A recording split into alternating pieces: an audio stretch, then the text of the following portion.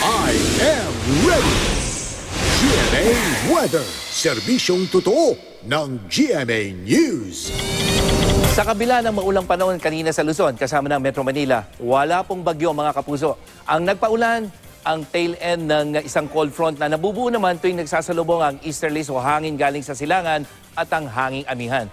Bukas, maghapong magiging maulan pa rin sa may Cagayan Valley, dyan sa may Cordillera Region, kasama ng mga probinsya ng Aurora at Quezon. Bukas yan. At sa hapon, may ulan na rin sa malaking bahagi ng Bicol Region at ilang bahagi ng rehiyon ng Mimaropa. Sa Metro Manila, may tsansang muli ng ulan, pero yan ay sa tanghali at sa hapon.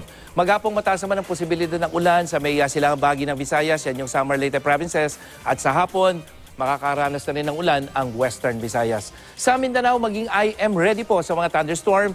Pagdating ng hapon na kumisan, malalakas yung mga kulay pula na yan sa may Zamboanga Peninsula, Northern Mindanao, ARMM, hanggang dyan sa may Soxargen Region.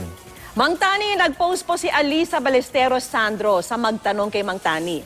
Ang supermoon po ba ay kaparehas ng lunar eclipse? Well, Vicky, Alisa, magkaiba ang supermoon at lunar eclipse.